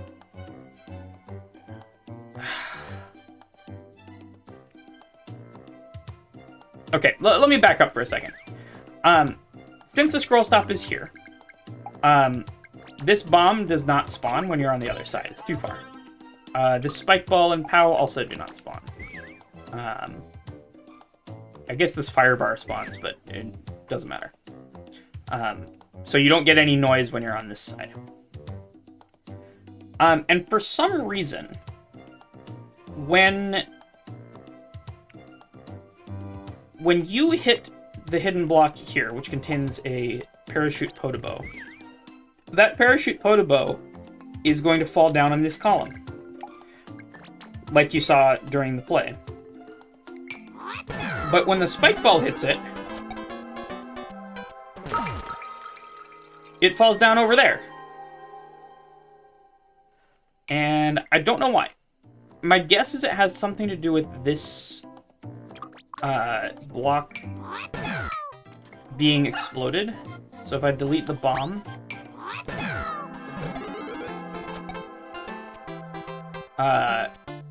no, I don't understand. But for some reason, when you hit this block, it falls down in this column, and when the spike ball hits the block, it falls down in this column. And I have not figured out how that works, but I am taking advantage of it. I don't know why or how, but that's how it is. So, when you hit this block, it's going to fall down in this column. and that will melt this ice coin. And here you get to see the entity carnage that I used for this setup. This is like 1, 2, 3, 4, 5, 6, 7, 8, 9, 10, 12, 13, 14, 15, 16, 17, 18, 19 entities. And the reason is that I want that signal to travel very fast over to here. So all of this is pretty much instantaneous. And let me just demo it for you. Well, I'll walk through what it does first, then I'll demo it. So this ice coin melts, which allows this launcher to move slightly to the right. At the exact same frame, all of this garbage moves slightly to the right. Exploding this bomb with the launcher here, which explodes this block, and immediately explodes this bomb, like a frame later, which immediately explodes this block, which boops the launcher up, pushing the... This is why more people should make ClearCon levels. Exactly. Pushing the spring into the shell, and releasing the mushroom. Let me just demo that real quick to show you how fast that is. Okay, there is a hidden block here, and what I want to impress upon you is how fast this signal travels. Like, that falls. Bam! There's a mushroom. See how fast that was? That was, like, instantaneous. And the reason it has to be so fast is that a player might just hit start over if it's too slow. They might think that nothing is happening. So let's actually see that in practice. I want to put a fire bar here. This is how I tested it when I was building it. So when that fire bar melts this ice coin, that's when everything is going to start moving.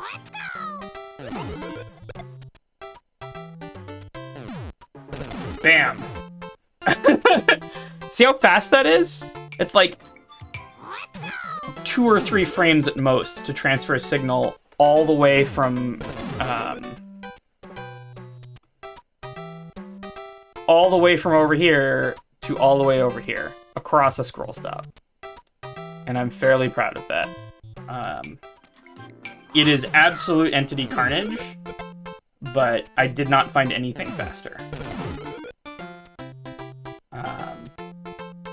So yeah, that's how that works. Then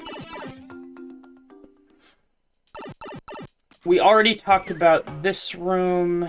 There is a secondary hint here, which Defender didn't find, I don't think. That if you get the key and are in blue state, but still have a mushroom when you come through here, you'll get this also no mush condescending hint. And that's just more of the same stuff that we've already seen, right? The fire flower I use to do something when you're only when you're big. Yeah. So if I'm big, the fire flower will move and hit. Because we're in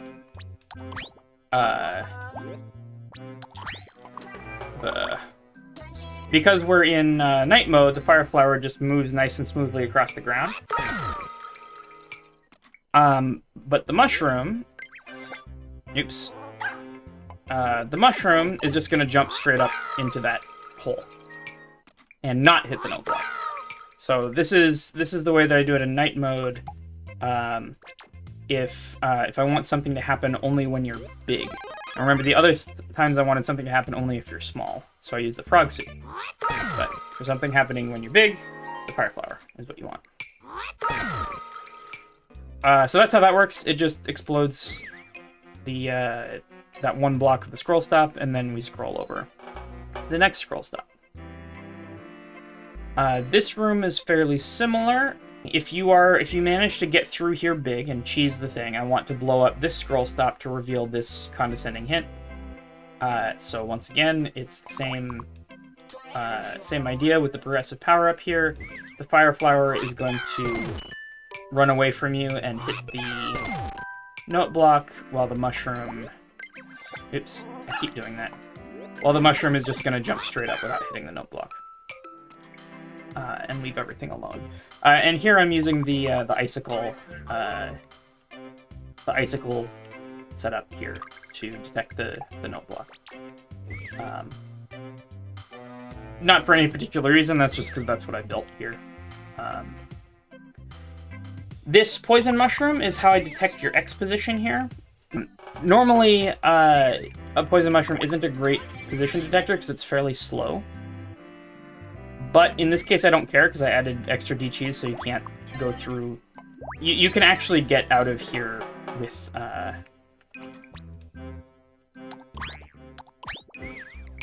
before the P switch goes off, if you are fast.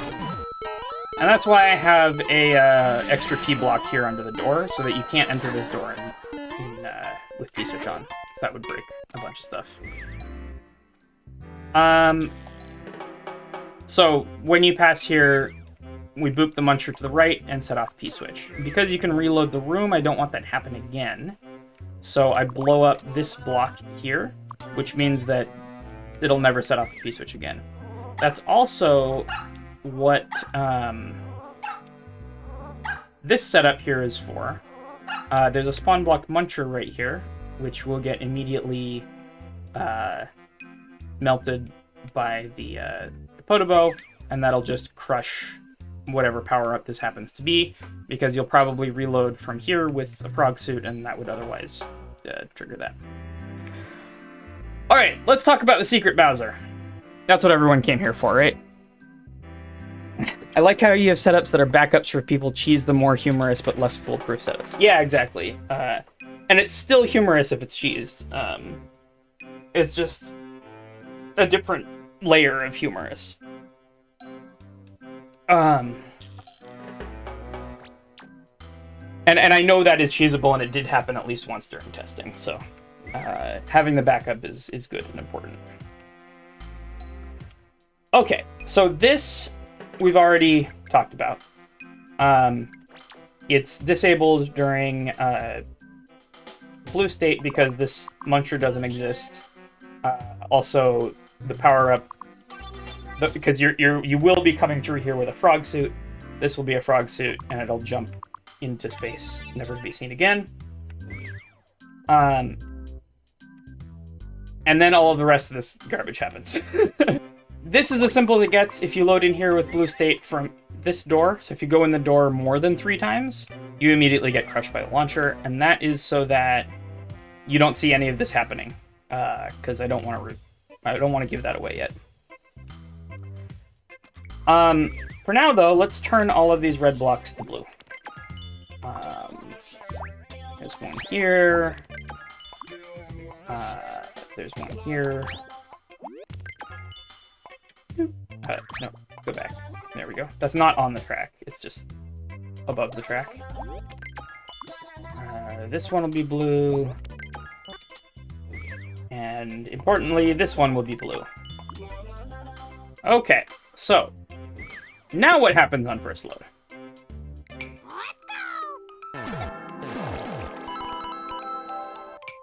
So these 2 launchers are going to fall down this column because they will be carried by their cloud blocks against this piece of ground here and fall down nicely. They won't actually shoot up here because they'll be off screen. Okay. This ice coin melts.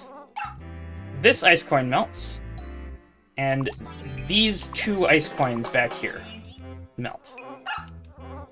So let me just manually melt those so we can see what happens on the next load. So those are now melted. I never learned how to beat the current ending. Well, okay, and then we melt this and this. And actually, before I melt those manually, watch this Podoboo right here. This Podoboo. That's just going to go left and bounce and melt those 2 coins right there. And that means that not only are we going to get a spiny Shelmet floating down the next time, but also this Muncher will exist, sitting on that cloud block there. But it hasn't touched any of the other ice coins, it's just going off to space. So let's see what happens when these are melted.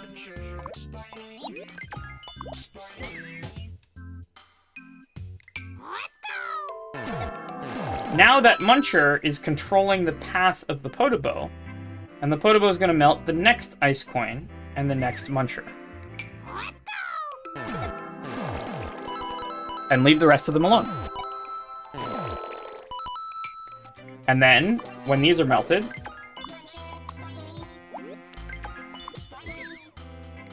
you will see 2 spiny Shelmets. And then it'll melt the next 2 ice coins here. You could technically jank this out by entering the door on a specific frame, but most people at this point are waiting to see the spiny Shelmets. And then when these are both melted, well, now the Podoboo is just stuck in that little space forever. And it's going to melt the last ice coin, at which point you will see Bowser. And that is how the secret Bowser works.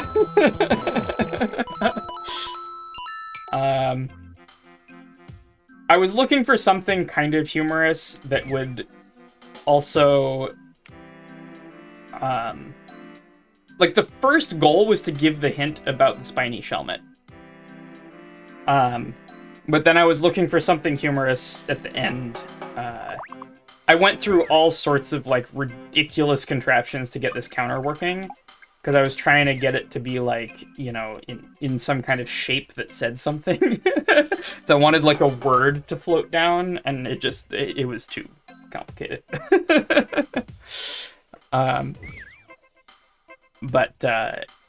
Yeah, that's how the reload counter works. Because you can't... And it all comes from the fact that you can't spawn block a Podoboo using an ice coin. So in order to count reloads, you have to spawn block other stuff that then is going to redirect the Podoboo. Pretty much the same as how it worked up here. Just a little bit more like in series. Oh, you need the spiny! You just got that! Did I put enough spiny Shelmets on the screen for you? Okay, so lastly, I have 2 launchers here falling and blocking you in. Now, technically, I only actually need 1 of these to softlock you. However, this introduces some ridiculous and unfortunate cheese, which a tester found like a day before Defender's Play. So, if you're very skilled at it, you can go over here and hit that block. And kill the launcher, which is really unfortunate. So if that upper launcher wasn't there... Actually, I'm just going to do this. Nope. If that upper launcher wasn't there... If that upper launcher wasn't there and I wasn't bad at the game...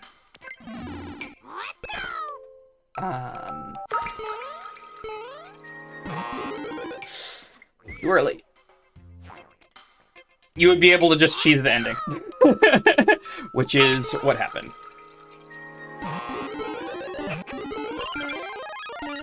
There we go! I won! So, I wanted that to not be possible, so... I, added a second launcher up here.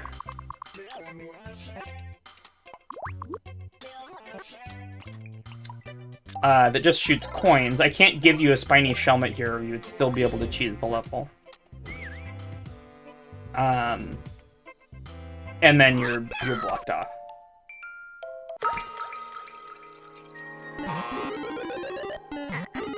There. That's why the second launcher is there. And that was the last bit of D-cheese that I had to add. So now you're stuck, and you have to go back through the door. And you get this whole series of events anyway, which is, I think, a decent outcome. It's also why I made this launcher down here also shoot spiny shelmets. Which, it's not the launcher that you actually need the spiny shelmet from, but hopefully it's enough to make the player think of a spiny shelmet enough that they'll figure out the solution. But the far more likely thing to happen is just that, you know, once the player's already gotten soft-locked with the 30 coin, they'll hit one of these. Either one, it doesn't matter. The spiny shelmet is not falling down. It's not the one you need. You actually need the spiny shelmet from this launcher, which is the one that falls after a certain amount of time down here. This is the one that is, like, falls immediately. But, like, a player is allowed to think of them like the same launcher, right? It's sort of a polite fiction that if they think of them as being the same launcher, they'll figure out the actual solution anyway.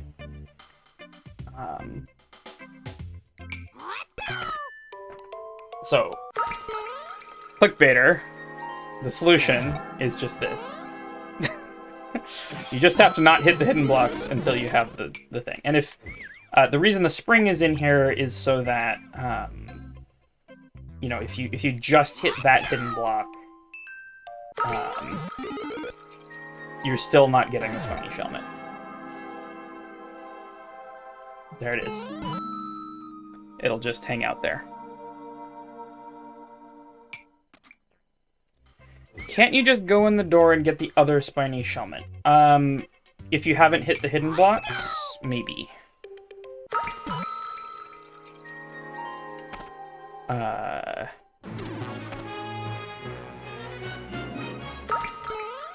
No, you can't. That's why the muncher's there.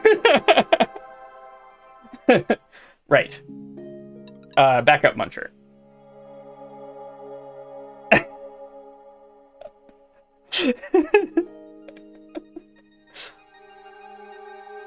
Yeah. Alright. So I think that's everything in the level. Have I missed anything? Are there any mysteries left?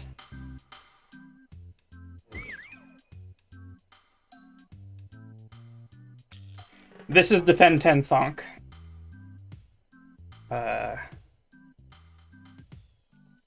That. As best as I could. You can't really get brown, so I had to make do with red. And the fingers looked a little bit weird with Goombas and stuff, but it worked out. Let's actually go look at the current comments. So I did have to re-upload after Defender played it. There is one comment.